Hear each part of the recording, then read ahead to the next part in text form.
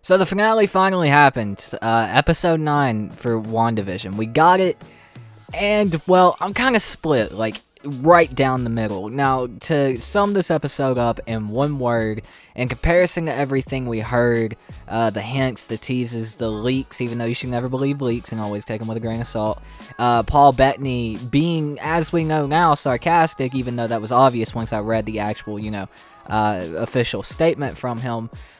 This episode can really be summed up in one word in comparison to what it feels like they were setting up, and that is underwhelming. But this part of the video isn't for the review or like discussing the episode.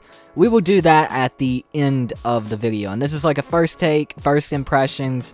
Just got done watching the episode like literally 3 minutes ago, so this is all my hot takes from, just watching the episode. But let's do my top 5 moments real quick, my top 5 what the fuck moments, and then we'll jump into like a discussion at the end of the video. So number 5, the boys were just a magical construct, man. In the comics, this played out pretty much entirely different. Yes, the proper characters haven't been introduced in the MCU in general to actually do that story.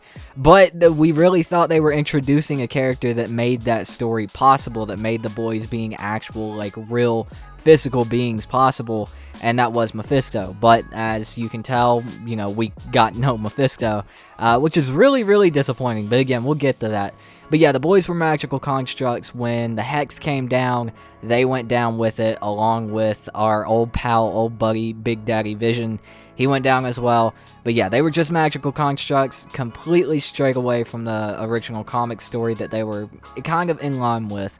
Very interesting take on that story to go with. Number 4, the White Vision was a bad boy. Now, this was a moment I was sitting there with my fiance, and the whole scene started playing out. White Vision comes walking in, and it was almost right out of the comics, except for, like, it wasn't in Hank Pym's lab. And they were walking up towards each other, even, like, word for word comic book bubble bullshit. Like, it was exactly from the comics, and then he starts fucking Michael Myers squeezing her head, and it's like, oh shit, he's bad. And Vision comes in, the Hex Vision comes in, tackles his ass, and it all plays out. Very interesting, and that leads us into our number 3 moment, which is Vision is restored. So, of course, Vision being a very intelligent synthezoid, as Hex Vision said, a carbon-based synthezoid cannot fully have its memory wiped or something like that. It was all stored.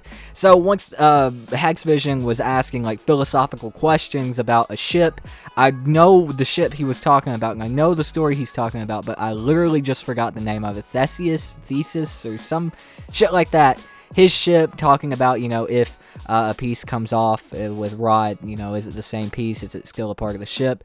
And, that really intrigued White Vision, and he was able to have his memory restored. Hex Vision got close enough to him, made him trust him, and, made him see the truth. And we have Vision back. It is White Vision. We don't exactly know how they're going to do that yet.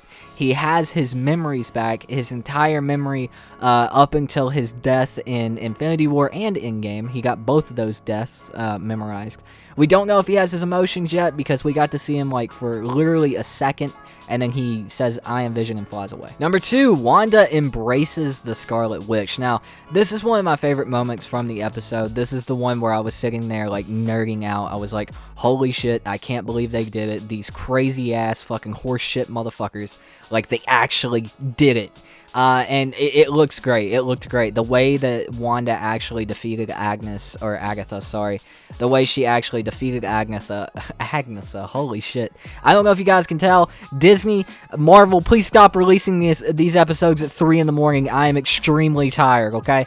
But yeah, the way she defeated Agatha was just awesome. The way she, threw up the runes on the Hex wall, taking a piece out of Agatha's book when they first met as, Agatha with the runes set up so Wanda couldn't use her magic, tricks Agatha and steals her power, at least cuts her power off, and traps her in the Hex.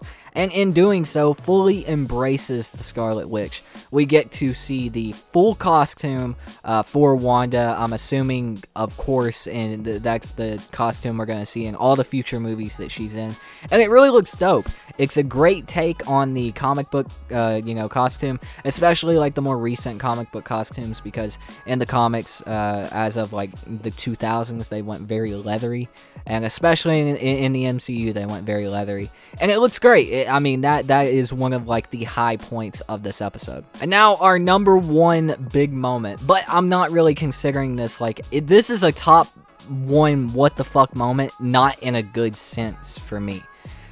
We got the end credit scenes for WandaVision, the finale, and cool. One part of it is cool, right? Like, we get to see the Skrull come in and, tell Monica, Fury wants to meet with her. Where is he? He's in fucking space, dude. Like, let's go. And that's cool. That sets up Captain Marvel 2. That's setting up Secret Wars, hopefully. That's setting up a lot of comic stories, and it's also setting Monica up to be Photon or Spectrum, which is very interesting as well. I like her character in the show. Even though I feel like she didn't get enough screen time in the last few episodes, I still really like her in the show after, fake Quicksilver, fucking Ralph Boner said, Snooper's gonna snoop, and captures her, which those were some really good scenes in this episode. Those were fucking hilarious. I was laughing. But yeah, the sets up the Skrulls. But the second post-credit scene kind of confused me. It was more of a what the fuck? Like, okay, so we know, of course, Agatha said it in the episode, Wanda is more powerful than the Sorcerer Supreme, right? Doctor Strange. So, of course, she's going to be doing all this wacky-ass, dacky, fucking floating, reading a book, got the other hand out here doing other crazy shit, and the other hand out here curing world hunger, and it's weird, and we hear the boys scream, help mommy, help, but that really, I don't know what that's setting up. That really doesn't explain a whole lot of what the hell is actually happening in that scene. She's scrolling through the Book of the Damned, as we saw, but beyond that, I know that's setting up the multiverse somehow, but I don't think a lot of people are actually going to understand how that's setting up the multiverse. I'm a huge nerd. Like, I'm a huge Marvel nerd. I'm a huge DC nerd. I'm a superhero nerd. I'm a tech nerd. But that made no fucking sense to me. It's one of those things where we're going to have to sit back and wait and see on it. It was truly a what the fuck moment, but if it makes sense to you guys, if one of you guys can put it together for Big Dumb here, put that in the comments down below, because I have no idea what that was.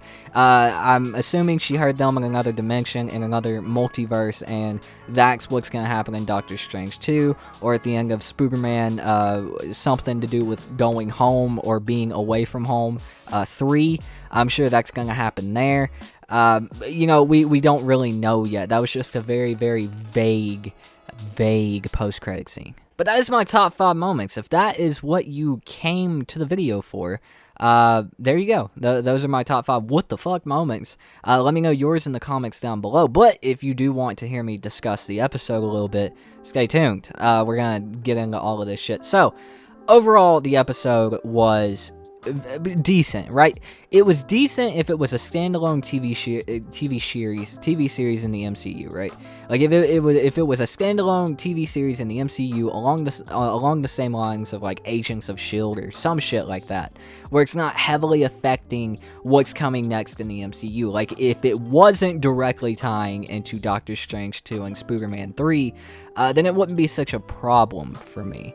But everything that was touted for this show, somebody said, I was reading, it was like an official statement or something, hold on to your butt cheeks for the second post-credit scene. Well, man, I was holding on to my butt cheeks and my socks didn't even budge, okay? Like, that was really underwhelming. And I think that's the best way to describe this episode as a whole, is just for the most part underwhelming in the sense of how it's tying into the future of the Marvel Universe. You would have really thought they would have set up some really, really big things going into Doctor Strange 2.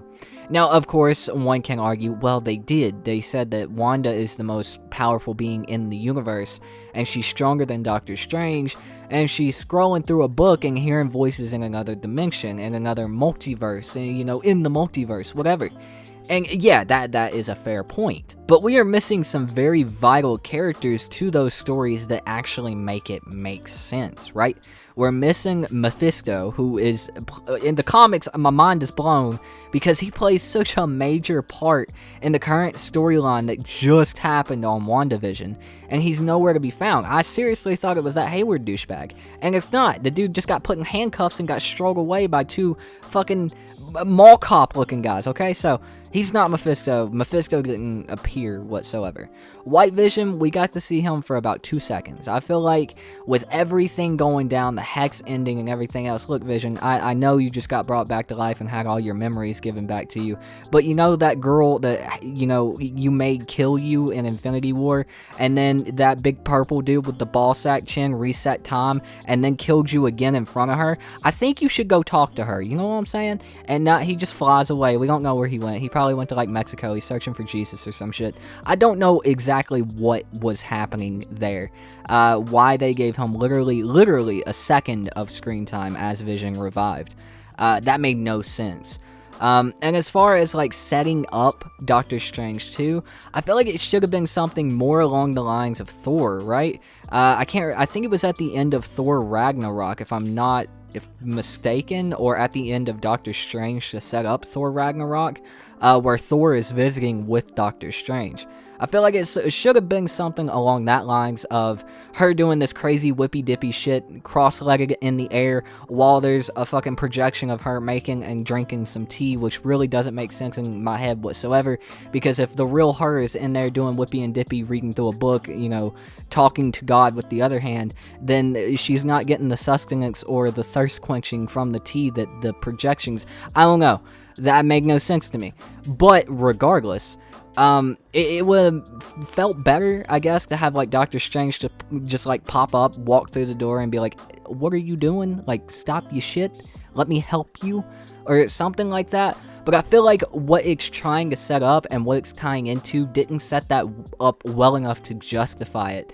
To justify it even touting, just setting it up in the future, right? Like, that's been the main thing about WandaVision, is it's, holy crap, it's a TV show for the MCU, for Scarlet Witch and Vision, that's playing into a movie in this major way, and it's like, no, not really. They're just gonna go through some shit, and she's gonna get really powerful, and she's probably just gonna scroll by Doctor Strange, like, in the local supermarket, and they're gonna, like, high five and then go, like, save the universe somewhere. Like, that's just what it feels like to me. But I really don't know how to feel, because again, it's like, my fiance said she enjoyed it, and it's like, a part of me enjoyed it. Like, if it didn't tout setting all this other shit up, it would have been a great finale to a great series. But with the knowledge of what comes after and the direct tie-in, it's like, damn, that was disappointing compared to what they could have done. But let me know what you guys think about this in the comments down below. I've rambled and made too many lame, tired jokes for too long. So let me know what you think about the episode in the comments down below. I'm sure there's going to be some of you that love it. I'm sure there's going to be some of you that hate it. I'm sure there's going to be some of you that are lining up at Paul Bettany's fucking door with pitchforks and flamethrowers because he made a joke and y'all are upset about it. I'm not mad at Paul. He made a good meme, dude. He got us all. I mean, respect, bro. That was fucking great. You just straight got us all. So good job. I'm not mad at all. I'm more disappointed in the writing of the show letting that down, not really Paul himself. Because that is a good meme. He's fighting himself. He's always wanted to work with himself. That's fucking hilarious, dude. But yeah, let me know what you guys think about this episode in the comments down below. Let me know what you guys think about the series as a whole, and give me your predictions on the fucking flashback that we're going to see in Doctor Strange 2 to... Hey, here's what happened to Wanda before she met Doctor Strange at the flea market, dude. Let me know that in the comments down below. But that's going to do it for me. I've been your host. My name is Tootin, and I'll see you guys next time. Peace out.